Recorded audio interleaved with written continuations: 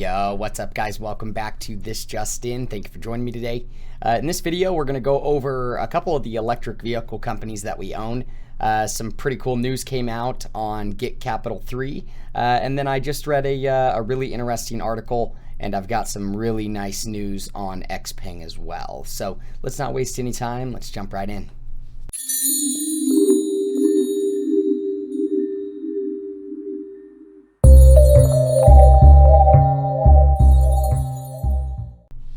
Alright guys, before we get started today, subscribe to the channel, hit that bell notification so you can stay up to date. I try to post new videos every day with like growth stocks or penny stocks or news or anything that I think can help us make more money, become better investors, and pick some good stocks. There's a link down in the description of my Patreon account. Come join the family over there. I did the first 100 patrons for just $1. Got people joining every day. It's filling up quick. I think there's like 70 something spots left still. So, come join us. You'll get access to the private Discord where we talk stocks. Anytime I buy or sell a stock, up to the second I do it, I send out a notification. Then you'll also get links to 4 different portfolios that I've got over there, so you can see exactly what I invest into. I'm also building out another channel in the Discord this week where I have all of our plays, so you can see short-term and long-term price targets. That way you can kind of check that out. And then I will also have a grading system where I can adjust them depending on market sentiment or how everything's been going. So if you want to check that out, come join us. But guys, today we are going to be going over GIK Capital 3. I just saw a really nice update. And then XPEV's Q4 2020 numbers and what I kind of see happening with them in the future. So let's jump in. First thing we're going to take a look at today is this GIK Capital 3 article. So they had that deal with DHL. It says right here, DHL Express says it plans to deploy 89 of Lightning eMotors electric vehicles this year in New York and California, following a test of 9 electric vans last year. The new electric vehicles are said to be highly durable and capable of achieving 61 miles per gallon compared to the 13 miles per gallon for similar gasoline-powered vans. They are also loaded up with proprietary telematics and analytics software. Guys, I don't know why GIK Capital 3 Lightning eMotors comes out with great news and the stock doesn't, run up like all the other ones do.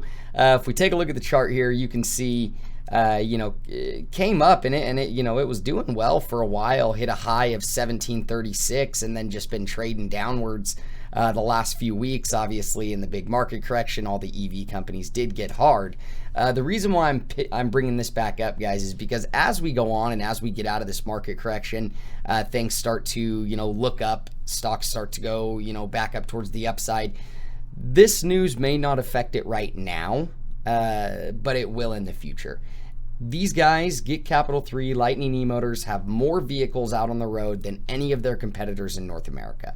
They have 50% of the market share. They are like the only one in this electric vehicle space with the class 3 to class 6 vehicles that is actually producing vehicles and things like that. I mean, they're the leader in the space. I shouldn't say they're the only ones that are producing vehicles, but they are definitely the leader in the space. So news like this will catch up to them. And as time goes on, once the merger completes, the ticker symbol changes, they get more contracts, news like this will catch up and it will start to drive the stock higher and higher. This price right down here at 1087 is unbelievably inexpensive. I'm actually going to add some shares today because it's such a good price. I mean, just to get back up to the previous high of $17, you're looking at almost 100% gain. You're looking at like 80%, 70% gain right there, which is phenomenal. And I think over the course of the next 8 months, it will go higher than that. I really could see this stock trading in the $20, low 20s within the next 12 months. And so I'm bringing this back up for you guys today because I love this stock. I think it's got great fundamentals. I think it's one of the EV companies out there that are a little bit less speculative.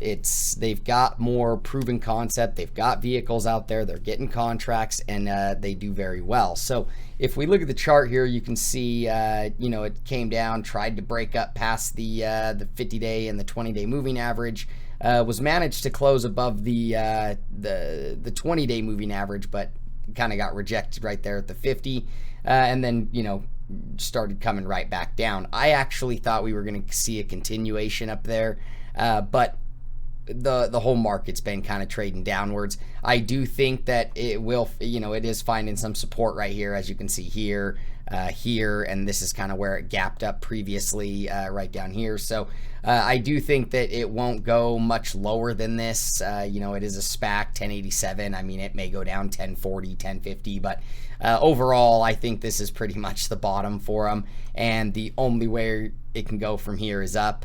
I think that this is all temporary. I mean, that big fire that happened in China with the semiconductor plant, I'm actually making another video today with some of the best semiconductor growth stocks that you can buy right now, because I think that those companies are going to get a huge boost, on the shortage of semiconductors and chips. But I do think that GIK Capital 3 is a perfect, price right now for a long-term investment. If you want to put something in your portfolio, hold it, check it, periodically, and, slowly wait for it to get back up to the upside, because if you're patient on this one, you will be rewarded. But next one we're going to take a look at is XPEV. I am actually very bullish on this stock. I really like NIO, but I'm honestly kind of almost a little bit more bullish on these guys as of right now. They did end up reaching a high that was up more than NIO was. So they released their Q4 earnings for 2020. In Q4, they did 12,964 car deliveries, for a total of $436.9 million in revenue. And then they also did 7.4% in gross margin on that $436 million. That actually beat analyst estimates. They also, missed on earnings per share, but I think it's because of the conversion rate of the currency, with the yen being worth more than the dollar, and I saw a couple analysts say that too. But listen to this: 20% of their P7 have autopilot, their 3.0 self-driving technology. That version was released a few months back. This is the reason why I'm more bullish on XPEV right now than I am NIO, because I think that they are leading the way with their autonomous driving. They have plans to release their third model, which is the XPilot 3.5, and then the 4.0 version of the technology in Q2 2021. And then those will be delivered, the XPilot 3.5, in Q4 of 2021. That model, the XPilot 3.5, has LiDAR and the NGP autonomous driving software 3.5, which has already allowed them to drive on urban roads, in the city. The 4.0 will be launched in the beginning of 2022.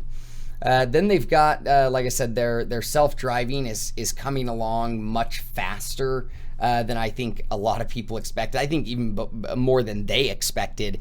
And the P7 is already able to drive really long distances at really high speeds without human intervention. So, if you look at Lee, they don't have anywhere close to this technology with autonomous driving. NIO is getting there, but they are still behind XPEV when it comes to the autonomous driving.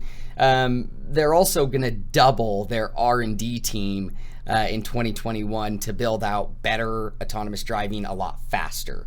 So that right there is huge for me. I think whoever can get to full autonomous driving first in China is going to be one of the big winners there. They're also, by the end of 2021, they are projected to exceed 100,000 cars a year, and they're only selling 3 models, including 2 of them, or let's see, two of them are achieving level 3 self-driving. So I like I said before, I do think the autonomous driving will lead the way on that. I do think that XPeng, with them expanding into Europe, Norway, that is going to help them out tremendously. I do think that the shortage will affect all of the electric vehicle companies out there. But I do think that XPeng is on the forefront of the autonomous driving, and that will push them farther and higher in the future. Guys, this whole thing right now is temporary with the fire, killing the semiconductors and all these different things. This is all temporary, and EV will get back up on its feet, and it will do very well moving forward. We just have to have some patience. And so let's take a look at the chart. Let's pull up NIO here.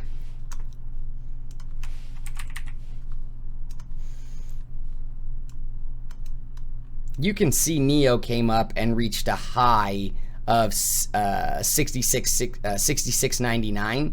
Had nice growth, fell off, came back up, and then crashed the last couple of weeks, just like everything else. Did find some support right here at the 200-day moving average.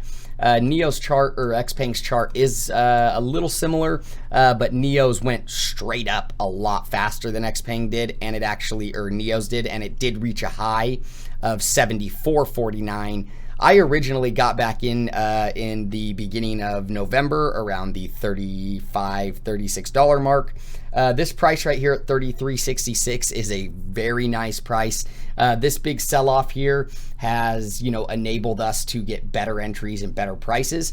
I do think that you could potentially see this and NIO continue to sell off and trade towards the downside for another few weeks. Potentially because of the fire, because of the chip shortage. But with that being said, guys, again, that is temporary. And if you can buy XPeng down here at the $25 mark, like it came down and reached, back last week, phenomenal entry. Because if you look right here, getting back up to the the high, you are currently looking at 127% upside, which is massive. Guys, I'm super bullish on XPeng. I think they are going to do very well. Their fundamentals look great. Their expansion looks great. Their technology looks great. Autonomous driving. Their prices of their cars are super reasonable. This isn't CCIV. They're not selling a $170,000 car that 90% of people can't afford anyways. That's not to say that CCIV won't do well, but I think that XPeng will do better. Especially when you look at the next 12 to 24 months. I think CCIV will get there, but I think it will take them some serious time. I don't think that you'll see CCIV expand anywhere in the next 2 years. They've got to get a car sold in America first before they can think about expanding out in other areas. I know that they have that facility out in Saudi Arabia that they're talking about, but at the end of the day, guys, you got to think about it like this. I mean, how many people do you know that drive a $170,000 vehicle? Not very many. And that's not to say that they can't do well with that car. I understand their goal is to start with the big model and then scale down, but guys, that's tough, and they've already ran into issues and delays and things like that. I own CCIV, so I'm not saying that it's a bad stock. I'm just saying for the next 12 to 24 months, I like XPeng a lot. I think that it will get there. Get us into Q2, Q3, and you will see XPeng start making its way back up towards the upside, and you will be very happy that you got in at the $33 mark. My plan, I'm going to add some shares here in the next few days. I'm going to watch it, see if it keeps trading to the downside like I think it might. I think it will come back down here and retest the $26 mark.